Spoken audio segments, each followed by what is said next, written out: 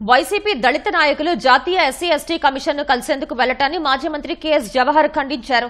అంబేద్కర్ పేరు చిన్నగా పెట్టి జగన్ పేరును పెద్దగా పెట్టుకున్నారు అనే గుర్తు తెలియని వ్యక్తులు ఆయన పేరు తొలగించే ప్రయత్నం చేశారన్నారు. దళితులపై దాడులు, అత్యాచారాలు, అరాచకాలు జరిగినప్పుడు వైకాపా దళిత నాయకులు ఏమైపోయారని ప్రశ్నించారు. జాతీయ ఎస్సీ ఎస్టీ కమిషన్ ను కలిసే వైకాపా దళిత బృందంలో ఏ ఒక్కరికి దళితుల గురించి మాట్లాడే అర్హత లేదని ధ్వజమెత్తారు.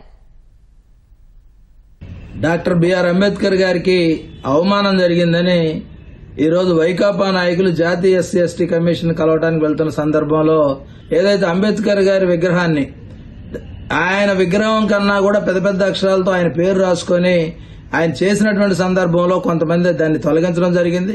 అంబేద్కర్ గారి ప్రాధాన్యత అంబేద్కర్ గారికి ఉండాలి తప్ప అంబేద్కర్ గారి విగ్రహం పెట్టినటువంటి జగన్మోహన్ రెడ్డి తన ప్రాపకాన్ని తన ప్రాధాన్యతను పెంచుకోవడానికి చూస్తా ఉన్నటువంటి పరిస్థితిని అందరూ ఖండించాలి.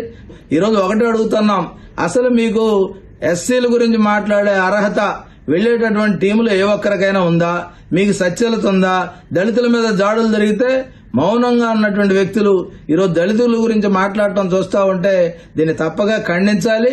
జగన్మోహన్ రెడ్డికి ఏదో జరిగింది, జగన్మోహన్ రెడ్డికి అవమానం జరిగింది, దాన్ని అంబేద్కర్ తో ముడిపెడతామంటే సరైనది అనే విషయాన్ని వారికి తెలియజేస్తూ దీన్ని తీవ్రంగా ఖండిస్తా ఉన్నాం.